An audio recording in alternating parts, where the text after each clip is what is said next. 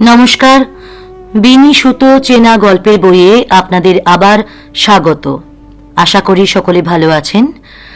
আজকে আমরা কথা মতো রবীন্দ্রনাথ ঠাকুরের লেখা গল্পগুচ্ছ থেকে শুনে নেব দেনা পাওনা। দেনা পাওনা শুনলেই আমরা জানি মনে পড়ে পণ প্রথার কথা। হয়তো আমাদের সকলেরই মনে হয় এখন বোধহয় আর আগের মতো তেমন দিন নেই, কিন্তু একটু ভাবলেই বোঝা যাবে আছে, এখনো সেই দিন আছে, শুধু নামটা একটু বদলে গেছে। এখন হয়তো এই দেনা পাওনা বা পণ প্রথাকে আমরা বলি উপহার। এখনো গৃহবধূ হত্যা হয়, এখনো আগুনে পুড়ে মরে অনেক মেয়ে, এখনো অনেক মেয়ে দিয়ে দেয় নিজেদের জীবন।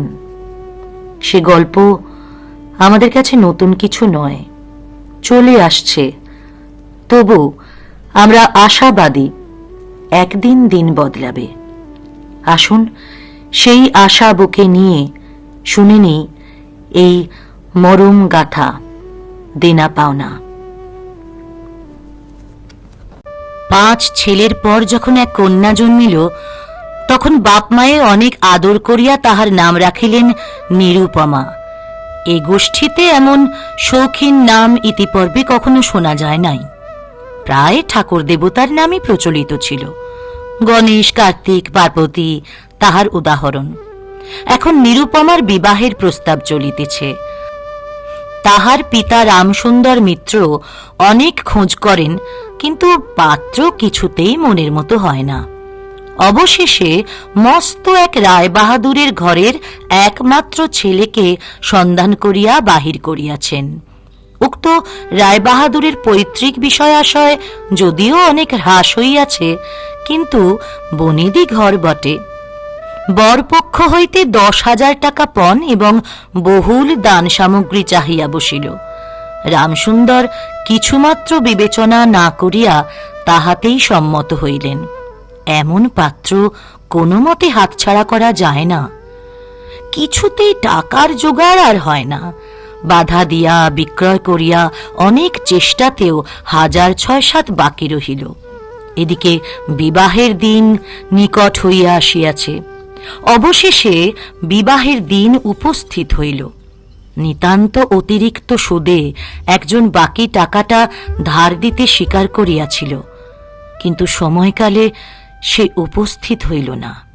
বিবাহ সভায় একটা তুমুল গোলযোগ বাঁধিয়া গেল। রামসুন্দর আমাদের রায়বাহাদুরের হাতে পায়ে ধরিয়া বলিলেন, শুভকার্য সম্পন্ন হইয়া যাক, আমি নিশ্চয়ই টাকাটা শোধ করিয়া দিব। রায়বাহাদুর বলিলেন, টাকা হাতে না পাইলে বর সভাস্থ করা যাইবে না।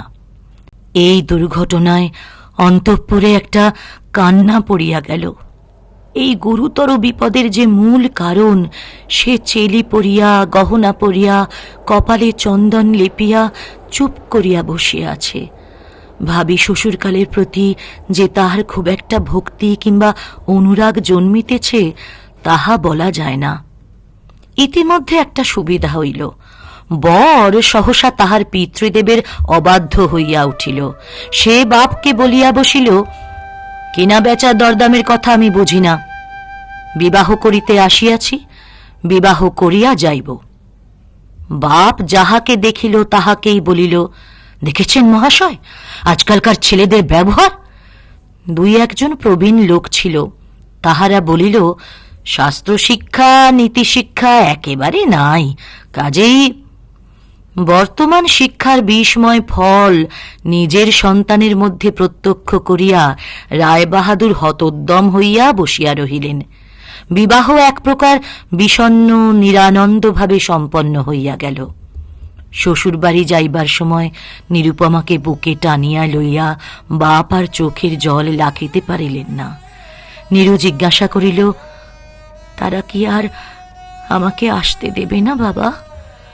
রামসুন্দর বলিলেন, কেন আসতে দেবে না মা, আমি তোমাকে নিয়ে আসব। রামসুন্দর প্রায়ই মেয়েকে দেখিতে যান, কিন্তু বেহাই বাড়িতে তার কোনো প্রতিপত্তি নাই। চাকরগুলো পর্যন্ত তাহাকে নিচু নজরে দেখে। অন্তঃপুরের বাহিরে একটা স্বতন্ত্র ঘরে 5 মিনিটের জন্য কোনোদিন বা মেয়েকে দেখিতে পান, কোনোদিন বা দেখিতেই পান না।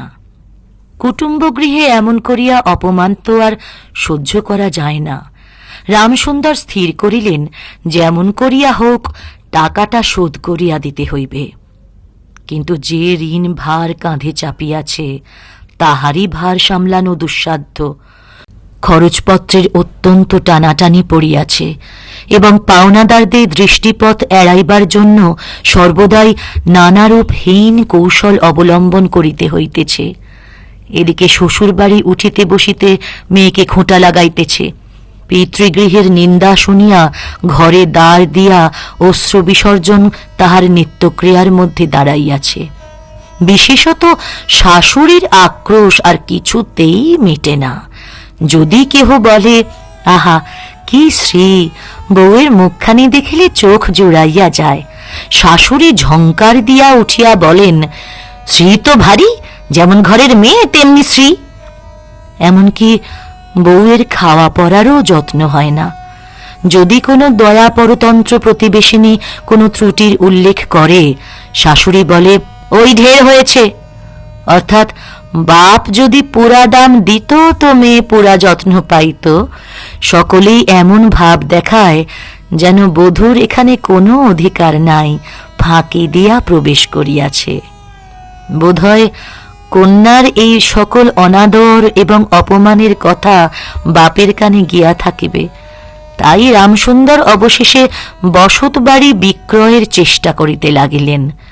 কিন্তু ছেলেদের যে গৃহহীন করিতে বসিয়েছেন, সে কথা তাহার নিকট গোপনে রাখিলেন। স্থির করিয়াছিলেন বাড়ি বিক্রয় করিয়া সেই বাড়ি ভাড়া লইয়া বাস করিবেন।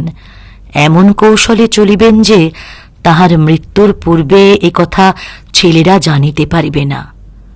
কিন্তু ছেলেরা জানিতে পারিল। সকলে আসিয়া কাঁদিয়া পড়িল। বিশেষত বড় 3টি ছেলে বিবাহিত এবং তাহাদের কাহারও বা সন্তান আছে। তাহাদের আপত্তি অত্যন্ত গুরুতর হইয়া দাঁড়াইল। বাড়ি বিক্রয় স্থগিত রহিল। তখন রামসুন্দর নানা স্থান হইতে বিস্তর সুদে অল্প অল্প করিয়া টাকা ধার করিতে লাগিলেন। এমন হইল যে সংসারের খরচও আর চলে না। নীরু বাপের মুখের দিকে তাকিয়া সব বুঝিতে পারিল। বৃদ্ধের পক্ক কেশে, শুষ্ক মুখে এবং সদা সংকুচিত ভাবে দৈন্য এবং দুশ্চিন্তা প্রকাশ হইয়া পড়িল। মেয়ের কাছে যখন বাপ অপরাধী, তখন সে অপরাধের অনুতাপ কি আর গোপন করে রাখা যায়? রামসুন্দর যখন বেহাই বাড়ির অনুমতিক্রমে ক্ষণকালের জন্য কন্যার সাক্ষাৎ লাভ করিতেন, তখন বাপের বুক যে কেমন করিয়া ফাটে তাহা তাহার হাসি দেখিলেই টের পাওয়া যাইত। সেই ব্যথিত পিতৃ হৃদয়কে সান্ত্বনা দিবার উদ্দেশ্যে দিনকতক বাপের বাড়ি যাইবার জন্য নীরু নিতান্ত অধীর হইয়া উঠিয়াছে। বাপের ম্লান মুখ দেখিয়া সে আর দূরে থাকিতে পারে না। একদিন রামসুন্দরকে কহিল, বাবা, আমাকে একবার বাড়ি লইয়া যাও। রামসুন্দর বলিলেন, আচ্ছা। কিন্তু তাহার কোনো জোর নাই। নিজের কন্যার উপরে পিতার যে স্বাভাবিক অধিকার আছে, তাহা যেন পণের টাকার পরিবর্তে বন্ধক রাখিতে হইয়াছে। এমনকি কন্যার দর্শন সেও অতি সসংকোচে ভিক্ষা চাহিতে হয় এবং সময় বিশেষে নিরাশ হইলে দ্বিতীয় কথাটি কহিবার মুখ থাকে না। কিন্তু মেয়ে আপন বাড়ি আসিতে চাহিলে বাপ তাকে না আনিয়া কেমন করিয়া থাকে। তাই বেহাইয়ের নিকট সে সম্বন্ধে দরখাস্ত পেশ করিবার পূর্বে রামসুন্দর কত হীনতা, কত অপমান, কত ক্ষতি স্বীকার করিয়া যে 3,000 টাকা সংগ্রহ করিয়াছিলেন, সে ইতিহাস গোপন থাকাই ভালো। নোট কখানি রুমালে জড়াইয়া চাদরে বাঁধিয়া রামসুন্দর বেহাইয়ের নিকট গিয়া বসিলেন। প্রথমে হাস্যমুখে পাড়ার খবর পাড়িলেন, হরে কৃষ্ণের বাড়িতে একটা মস্ত চুরি হইয়া গিয়াছে। তাহার আদ্যপ্রান্ত বিবরণ দিতে লাগিলেন। নবীন মাধব এবং রাধা মাধব দুই ভাইয়ের তুলনা করিয়া বিদ্যাবুদ্ধি এবং স্বভাব সম্বন্ধে রাধা মাধবের সুখ্যাতি এবং নবীন মাধবের নিন্দা করিলেন। শহরে একটা নতুন ব্যায়ামও আসিয়াছে, সে সম্বন্ধে অনেক আজগুবি আলোচনা করিলেন। অবশেষে হুঁকাটি নামাইয়া রাখিয়া কথায় কথায় কহিলেন, হা হা বেহাই, সেই টাকাটা বাকি আছে বটে। রোজই মনে করি যাচ্ছি অমনি হাতে করে কিছু নিয়ে যাই, কিন্তু সময়কালে মনে থাকে না। আর ভাই, বুড়ো হয়ে পড়েছি। এমনি একটা দীর্ঘ ভূমিকা করিয়া পঞ্জরের তিনখানি অস্থির মতো সেই তিনখানি নোট যেন অতি সহজে অতি অবহেলে বাহির করিলেন। সবেমাত্র ৩,০০০ টাকার নোট দেখিয়া রায়বাহাদুর অট্টহাস্য করিয়া উঠিলেন, বলিলেন, থাক বেহাই, ওতে আমার কাজ নেই। একটা অতি প্রচলিত বাংলা প্রবাদের উল্লেখ করিয়া বলিলেন, সামান্য কারণে হাতে দুর্গন্ধ করিতে তিনি চান না।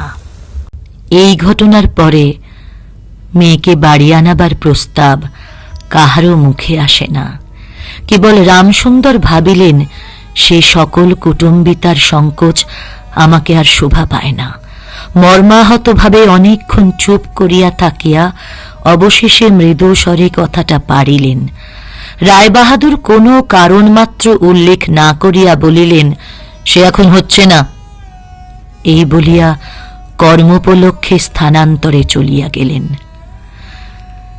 রামসুন্দর মেয়ের কাছে মুখ না দেখাইয়া কম্পিত হস্তে কয়েকখানি নোট চাদরের প্রান্তে বাঁধিয়া বাড়ি ফিরিয়া গেলেন।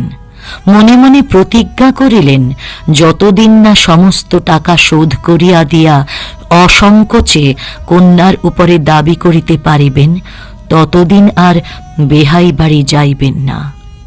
বহুদিন গেল। নিরুপমা লোকের উপর লোক পাঠায়, কিন্তু বাপের দেখা পায় না। অবশেষে অভিমান করিয়া লোক পাঠানো বন্ধ করিল। তখন রামসুন্দরের মনে বড় আঘাত লাগিল, কিন্তু তবু গেলেন না। আশ্বিন মাস আসিল।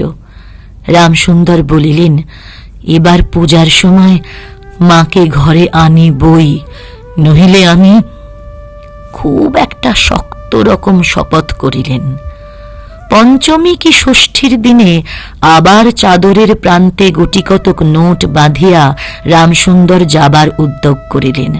5 বৎসরের এক নাতি আসিয়া বলিল, দাদা, আমার জন্যে গাড়ি কিনতে যাচ্ছিস?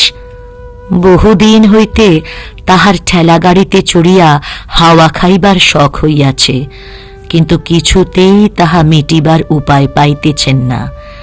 6 বৎসরের এক নাতিনী আসিয়া সরোদনে কহিল, পূজার নিমন্ত্রণে যাইবার মতো তাহার একখানিও ভালো কাপড় নাই। রামসুন্দর তাহা জানিতেন এবং সে সম্বন্ধে তামাক খাইতে খাইতে বৃদ্ধ অনেক চিন্তা করিয়াছেন। রায়বাহাদুরের বাড়ি যখন পূজার নিমন্ত্রণ হইবে, তখন তাহার বধূগণকে অতি যৎসামান্য অলঙ্কারে অনুগ্রহপাত্র দরিদ্রের মতো যাইতে হইবে। এ কথা স্মরণ করিয়া তিনি অনেক দীর্ঘ নিঃশ্বাস ফেলিয়াছেন, কিন্তু তাহাতে তাহার ললাটের বার্ধক্য রেখা গভীরতর অঙ্কিত হওয়া ছাড়া আর কোনো ফল হয় নাই। দৈন্যপীড়িত গৃহের ক্রন্দনধ্বনি কানে লইয়া বৃদ্ধ তাহার বেহাই বাড়িতে প্রবেশ করিলেন। আজ তাহার সে সংকোচ ভাব নাই। দ্বাররক্ষী এবং ভৃত্যদের মুখের প্রতি সে চকিত সলজ্জ দৃষ্টিপাত দূর হইয়া গিয়াছে, যেন আপনার গৃহে প্রবেশ করিলেন।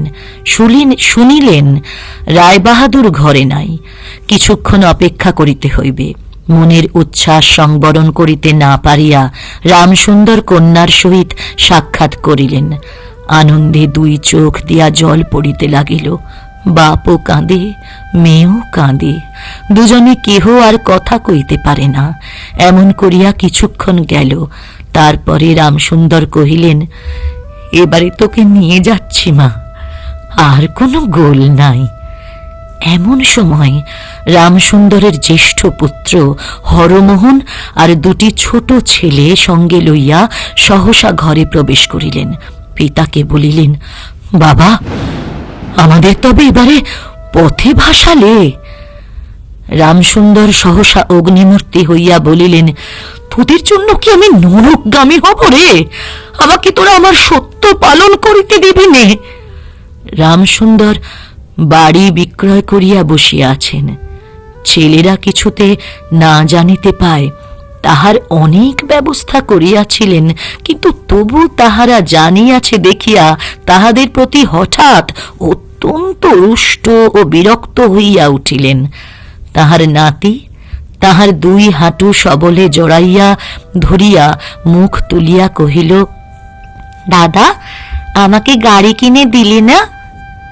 নতশির রামসুন্দরের কাছে বালক কোনো উত্তর না পাইয়া নীরুর কাছে গিয়া বলিল, পিসিমা, আমাকে একখানা গাড়ি কিনে দেবে? নিরুপমা সমস্ত ব্যাপার বুঝিতে পারিয়া কহিল, বাবা, তুমি যদি আর 1 পয়সা আমার শ্বশুরকে দাও, তাহলে আর তোমার মেয়েকে দেখতে পাবে না। এই তোমার গা ছুঁয়ে বললুম। রামসুন্দর বলিলেন, ছি মা, অমন কথা বলতে নেই। আর এই টাকাটা যদি আমি না দিতে পারি, তাহলে তোর বাপের অপমান আর তোরও অপমান। নীরু কহিল, টাকা যদি দাও তবেই অপমান। তোমার মেয়ের কি কোনো মর্যাদা নেই বাবা? আমি কি কেবল একটা টাকার থলি? যতক্ষণ টাকা আছে ততক্ষণ আমার দাম। না বাবা, এ টাকা দিয়ে তুমি আমাকে আর অপমান করো না। তাছাড়া আমার স্বামী তো এ টাকা চান না। রামসুন্দর কহিলেন, তাহলে তাহলে তোমাকে যেতে দেবে না মা? নিরুপমা কহিল, না দেয় তো কি করবে বলো? তুমিও আর নিয়ে যেতে চেও না। রামসুন্দর কম্পিত হস্তে নোট বাঁধা চাদরটি কাঁধে তুলিয়া আবার চোরের মতো সকলের দৃষ্টি এড়াইয়া বাড়ি ফিরিয়া গেলেন। কিন্তু রামসুন্দর এই যে টাকা আনিয়াছিলেন এবং কন্যার নিষেধে সে টাকা না দিয়াই চলিয়া গিয়াছেন, সে কথা গোপন রহিল না। কোন স্বভাব কৌতূহলী দ্বার লগ্ন কর্ণ দাসী নীরুর শাশুড়িকে এই খবর দিল। শুনিয়া তাহার আক্রোশ সীমা রহিল না। নিরুপমার পক্ষে তাহার শ্বশুর বাড়ি সরসজ্জা হইয়া উঠিল। এদিকে তাহার স্বামী বিবাহের অল্পদিন পরেই ডেপুটি ম্যাজিস্ট্রেট হইয়া দেশান্তরে চলিয়া গিয়াছে, এবং পাছে সংসর্গদোষে হীনতা শিক্ষা হয়, এই ওজরে সম্প্রতি বাপের বাড়ির আত্মীয়দের সহিত নীরুর সাক্ষাৎকার সম্পূর্ণ নিষিদ্ধ হইয়াছে। এই সময় নীরুর এক গুরুতর পীড়া হইল, কিন্তু সেজন্য তাহার শাশুড়িকে সম্পূর্ণ দোষ দেওয়া যায় না। শরীরের প্রতি সে অত্যন্ত অবহেলা করিত। কার্তিক মাসের হিমের সময় সমস্ত রাত মাথার দরজা খোলা। শীতের সময় গায়ে কাপড় নাই, আহারের নিয়ম নাই। দাসীরা যখন মাঝে মাঝে খাবার আনিতে ভুলিয়া যাইত, তখন যে তাহাদের একবার মুখ খুলিয়া স্মরণ করাইয়া দেওয়া, তাহাও সে করিত না। সে যে পরের ঘরের দাস দাসী এবং কর্তা গৃহিণীদের অনুগ্রহের উপর নির্ভর করিয়া বাস করিতেছে, এই সংস্কার তাহার মনে বদ্ধমূল হইতেছিল। কিন্তু এরূপ ভাবটাও শাশুড়ির সহ্য হইত না। যদি আহারের প্রতি বধূর কোনো অবহেলা দেখিতেন, তবে শাশুড়ি বলিতেন, নবাবের বাড়ির মেয়ে কিনা, গরিবের ঘরের অন্ন ওর মুখের চেনা। কখনো বা বলিতেন, দেখো না একবার ছিঁড়ি হচ্ছে, দেখো না, দিনে দিনে যেন পোড়া কট হয়ে যাচ্ছে। রোগ যখন গুরুতর হইয়া উঠিল, তখন শাশুড়ি বলিলেন, ও সমস্ত ন্যাকামি। অবশেষে একদিন নীরু সবিনয়ে শাশুড়িকে বলিলেন, বাবাকে আর আমার ভাইদের একবার দেখবো মা। শাশুড়ি বলিলেন, কেবল বাপের বাড়ি যাইবার চল। কেহ বলিলে বিশ্বাস করিবে না, যেদিন সন্ধ্যার সময় নীরুর শ্বাস উপস্থিত হইল, সেই দিন প্রথম ডাক্তার দেখিল, এবং সেই দিনই ডাক্তারের দেখা শেষ হইল। বাড়ির বড় বউ মরিয়াছে। খুব ধুম করিয়া অন্ত্যেষ্টিক্রিয়া সম্পন্ন হইল। প্রতিমা বিসর্জনের সমারোহ সম্বন্ধে জেলার মধ্যে রায়চৌধুরীদের যেমন লোক বিখ্যাত প্রতিপত্তি আছে, বড় বউয়ের সৎকার সম্বন্ধে রায়বাহাদুরদের তেমনি একটা খ্যাতি রটিয়া গেল। এমন চন্দন কাষ্ঠের চিতা এ মুলুকে কেহ কখনো দেখে নাই।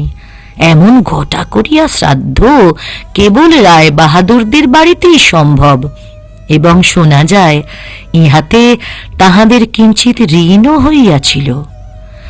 রামসুন্দরকে সান্ত্বনা দিবার সময় তাহার মেয়ের যে কিরূপ মহা সমারোহে মৃত্যু হইয়াছে সকলেই তাহার বহুল বর্ণনা করিল। এদিকে ডেপুটি ম্যাজিস্ট্রেটের চিঠি আসিল, আমি এখানে সমস্ত বন্দোবস্ত করিয়া লইয়াছি, অতএব অবিলম্বে আমার স্ত্রীকে এখানে পাঠাইবে। রায়বাহাদুরের মহিষী লিখিলেন, বাবা, তোমার জন্য আরেকটি মেয়ের সম্বন্ধ করিয়াছি, অতএব অবিলম্বে ছুটি লইয়া এখানে আসিবে। এবারে 20,000 টাকা পণ এবং হাতে হাতে আদায়। 1298 সালের লেখা দেনা পাওনা। সত্যিকারে বলুন তো, আজও এখনো আমাদের খবরের কাগজে, আমাদের প্রতিদিনের দিন যাপনে, বন্ধু মহলে, আত্মীয় মহলে এমন খবর আর পাই না। আবার সকলের সাথে কথা হবে, দেখা হবে পরের গল্পে।